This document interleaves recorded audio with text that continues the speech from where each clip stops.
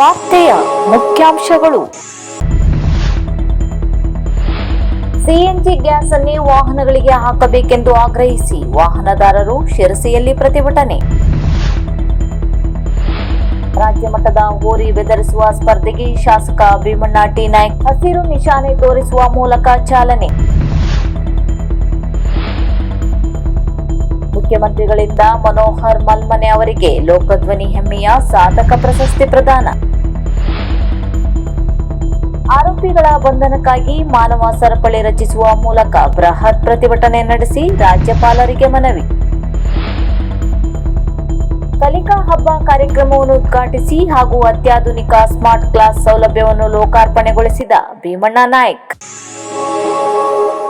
ಸಿದ್ದಾಪುರ ತಾಲೂಕಿನಲ್ಲಿ ಪರಿಶಿಷ್ಟ ಜಾತಿಗೆ ಸೇರಿದವರಾದ ಚಂದ್ರಶೇಖರ್ ವೀರಭದ್ರ ಹಸ್ಲರ್ ಹಾಗೂ ಸಹೋದರ ಮಂಜುನಾಥ್ ವೀರಭದ್ರ ಹಸ್ಲರ್ ಇವರಿಗೆ ಗೇರ್ಸೊಪ್ಪ ಸುಳಿಮುರ್ಕಿ ತಿರುವಿನಲ್ಲಿ ಕಾರಿನಲ್ಲಿ ಸಜೀವ ದಹನ ಮಾಡಿ ಕೊಲೆ ಮಾಡಿರುವ ಆರೋಪಿಗಳ ಮೇಲೆ ಕಠಿಣ ಕಾನೂನು ಕ್ರಮ ಜರುಗಿಸಬೇಕೆಂದು ಆಗ್ರಹಿಸಿ ಉತ್ತರ ಕನ್ನಡ ಜಿಲ್ಲಾ ಹಸ್ಲರ್ ಕ್ಷೇಮಾಭಿವೃದ್ಧಿ ಸಂಘದಿಂದ ಸಿದ್ದಾಪುರದ ಬಸ್ ನಿಲ್ದಾಣದ ಬಳಿ ಬೃಹತ್ ಪ್ರತಿಭಟನೆ ನಡೆಸಿ ತಹಸೀಲ್ದಾರ್ ಮೂಲಕ ರಾಜ್ಯಪಾಲರಿಗೆ ಮನವಿ ಸಲ್ಲಿಸಲಾಯಿತು. ಪ್ರತಿಭಟನೆಗಾರರು ಸಿದ್ದಾಪುರ ತಾಲೂಕಿನ ಡಾಕ್ಟರ್ ಬಿಆರ್ ಅಂಬೇಡ್ಕರ್ ಶಕ್ತಿ ಸಂಘಟನೆ ಅಧ್ಯಕ್ಷ ನಂದನ್ ಬೋರ್ಕರ್ ನೇತೃತ್ವದಲ್ಲಿ ಮಾನವ ಸರಪಳಿ ರಚಿಸಿ ಪ್ರತಿಭಟನೆ ನಡೆಸಿದರು. ಈ ಸಂದರ್ಭದಲ್ಲಿ ಮಾತನಾಡಿದ ನಂದನ್ ಬೋರ್ಕರ್ ಅವರು ಆರೋಪಿಗಳಿಗೆ ತಕ್ಷಣ ಬಂಧಿಸಬೇಕಲ್ಲದೆ ನೊಂದ ಕುಟುಂಬಕ್ಕೆ 50 ಲಕ್ಷ ರೂಪಾಯಿ ಪರಿಹಾರ ಹಾಗೂ ಸರ್ಕಾರಿ ನೌಕರಿ ನೀಡಬೇಕೆಂದು ಸರ್ಕಾರಕ್ಕೆ ಆಗ್ರಹಿಸಿದರು.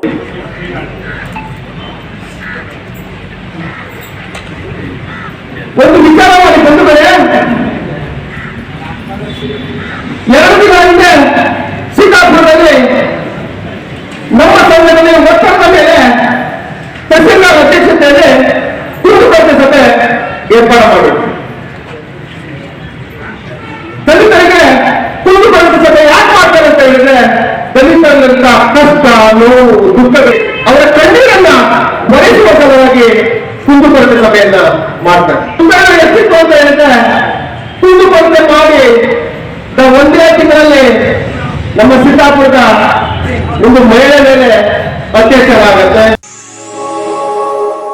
ಶಿರಸಿಯಲ್ಲಿ ಸಿಎನ್ಜಿ ಅವಲಂಬಿತವಾಗಿ ನೂರಾರು ವಾಹನಗಳು ಚಾಲನೆಯಲ್ಲಿವೆ. ಆದರೆ ಇತ್ತೀಚೆಗೆ ಏಕಾಏಕಿಯಾಗಿ ಸಿಎನ್ಜಿ ವಾಹನಗಳಿಗೆ ಸಿಬಿಜಿ ತಂದು ಹಾಕುತ್ತಿರುವುದರಿಂದ ಬಹಳಷ್ಟು ವಾಹನಗಳ ಎಂಜಿನ್ ಸೀಜ್ ಆಗಿ ನಿಂತಿವೆ. ಆದ್ದರಿಂದ ನಮಗೆ ಸಿಎನ್ಜಿ ಗ್ಯಾಸ್ ಅನ್ನೇ ವಾಹನಗಳಿಗೆ ಹಾಕಬೇಕೆಂದು ಆಗ್ರಹಿಸಿ ವಾಹನದಾರರು ಶಿರಸಿಯಲ್ಲಿ ಪ್ರತಿಭಟನೆ ನಡೆಸುತ್ತಿದ್ದಾರೆ.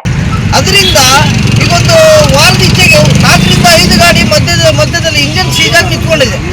ಇದಕ್ಕೆ ಜವಾಬ್ದಾರಿ ಯಾರು ಕೇಳಿದ್ರೆ ಸಮರ್ಥವಾದ ಉತ್ತರ ಯಾರು ಕೊಡ್ತಾ ಇಲ್ಲ. ಹಾಗಾಗಿ ನಾವು ಇವತ್ತಿನ ದಿನ ಸಿಬಿಜಿ ಅನ್ನು ಬಂದ್ ಮಾಡಿ ಸಿಎನ್ಜಿನೇ ನಮ್ಗೆ ಬಳಕೆಗೆ ಕೊಡಬೇಕು ಅಂತ ಹೇಳಿ ಕೇಳ್ತಾ ಇದ್ದೀವಿ.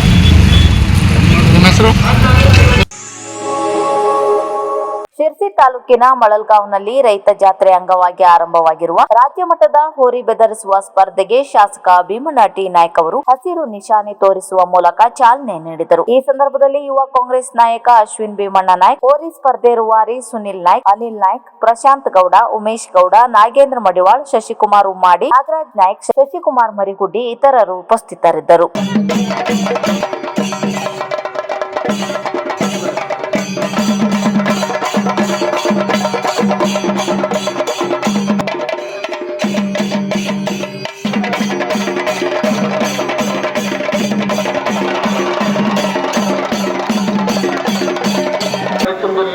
ಮುಂದೂ ಕೂಡ ಭಾಗಿಯಾಗಿದ್ರಿ, ಇವತ್ತು ಕೂಡ ಭಾಗಿಯಾಗ್ತೀರಿ ಅನ್ನೋದು ಮಾತ್ರ ಹೇಳಿ ತಾವು ಬಹಳ ಅದ್ಭುತವಾಗಿ ಅರ್ಥಪೂರ್ವಕವಾಗಿ ಈಗಾಗಲೇ ಬಹಳ ವ್ಯವಸ್ಥಿತವಾಗಿ ಜನ ಬೆಳೆಸುವಂತಹ ಕಾರ್ಯಕ್ರಮಕ್ಕೆ ಬ್ಯಾರಿಕೇಡ್ ಇರ್ಬೋದು, ಬೇರೆ ಬೇರೆ ವಿಚಾರಗಳಿರ್ಬೋದು, ನೋಡ್ತಕ್ಕಂಥದ್ದಿರ್ಬೋದು ಮತ್ತು ಹೋರಿಗಳನ್ನ ಸರಿಯಾದ ರೀತಿಯಲ್ಲಿ ಐಡೆಂಟಿಫೈ ಮಾಡಿ ನಿರ್ಣಾಯಕನ ತಾವೇನು ಆಹ್ವಾನ ಮಾಡಿದ್ರಿ, ಯಾರ್ಯಾರು ನಿರ್ಣಾಯಕ ಗೊತ್ತಿಲ್ಲ, ನಾವು ನೋಡಿಲ್ಲ, ಅದು ಅದ್ಭುತವಾಗಿರ್ತಕ್ಕಂಥದ್ದು. ಅದಕ್ಕೆ ಎಲ್ಲ ತಮ್ಮ ಗೌರವವನ್ನು ಕೊಟ್ಟು ಉತ್ತಮವಾಗಿರ್ತಕ್ಕಂಥ ಈ ಹೋರಿ ಹಬ್ಬವನ್ನು ನಾವು ನಡೆಸಿಕೊಡ್ತೀವಿ. ಮಳಲ್ಗಾಂವ್ ಊರಲ್ಲಿ ನಡೆದಿರ್ತಕ್ಕಂಥ ಈ ಹೋರಿ ಹಬ್ಬದಲ್ಲಿ ನಾವೆಲ್ಲರೂ ಕೂಡ ಪಾಲ್ಗೊಂಡಿದ್ದೀವಿ. ಬಹಳ ಶಿರಸಿಯ ಮೇರುಕವಿ, ಸಾಹಿತಿ, ಸಮಾಜ ಸುಧಾರಕ ಎಂಜೆಎಫ್ ಲಯನ್ಸ್ ಮನೋಹರ ಮಲ್ಮನಿ ಅವರಿಗೆ 2026ನೇ ಸಾಲಿನ ಪ್ರತಿಷ್ಠಿತ ಜನಶಕ್ತಿ ವಿಶ್ವಸ್ತ ಮಂಡಳಿಯು ಕೊಡಲ್ಪಡುವ ಲೋಕಧ್ವನಿ ಹೆಮ್ಮೆಯ ಸಾಧಕರು ಪ್ರಶಸ್ತಿ ಪ್ರದಾನ ಮಾಡಲಾಯಿತು. ಬೆಂಗಳೂರಿನ ಖಾಸಗಿ ಹೋಟೆಲ್ನಲ್ಲಿ ನಡೆದ ಕಾರ್ಯಕ್ರಮದಲ್ಲಿ ರಾಜ್ಯದ ಹಲವು ಕ್ಷೇತ್ರಗಳಲ್ಲಿ ಸಾಧನೆ ಮಾಡಿದ ಸಾಧಕರೊಂದಿಗೆ ಮನೋಹರ್ ಮಲ್ಮನಿ ಅವರಿಗೆ ಕಲೆ, ಸಾಹಿತ್ಯ, ಧಾರ್ಮಿಕ, ಸಾಂಸ್ಕೃತಿಕ, ಸಮಾಜ ಸೇವೆಯ 5 ದಶಕಗಳ ಗಣನೀಯ ಸೇವೆಯನ್ನು ಪರಿಗಣಿಸಿ ಪ್ರತಿಷ್ಠಿತ ಲೋಕಧ್ವನಿ ಹೆಮ್ಮೆಯ ಸಾಧಕರು ಪ್ರಶಸ್ತಿಯನ್ನು ರಾಜ್ಯದ ಸನ್ಮಾನ್ಯ ಮುಖ್ಯಮಂತ್ರಿಗಳಾದ ಶ್ರೀ ಸಿದ್ದರಾಮಯ್ಯ ಅವರಿಂದ ಸ್ವೀಕರಿಸಿದರು. ಕಾರ್ಯಕ್ರಮದಲ್ಲಿ ಮುಖ್ಯಮಂತ್ರಿ ಸಿದ್ದರಾಮಯ್ಯ, ವಿಧಾನ ಪರಿಷತ್ ಸಭಾಪತಿ ಬಸವರಾಜ ಹೊರಟ್ಟಿ, ಕನ್ನಡ ಮತ್ತು ಸಂಸ್ಕೃತಿ ಹಿಂದುಳಿದ ವರ್ಗಗಳ ಸಚಿವರಾದ ಶಿವರಾಜ್ ತಂಗಡಗಿ, ಸಚಿವ ಮಂಕಾಳ್ ವೈದ್ಯ, ಶಾಸಕರಾದ ಶಿವರಾಮ್ ಹೆಬ್ಬಾರ್, ಶಾಂತಾರಾಮ್ ಸಿದ್ದಿ, ಜನಶಕ್ತಿ ವಿಶ್ವಸ್ತ ಮಂಡಳಿಯ ಧರ್ಮದರ್ಶಿ ವಿಶ್ವೇಶ್ವರ ಭಟ್, ಹಲವಾರು ಗಣ್ಯರು ಉಪಸ್ಥಿತರಿದ್ದರು.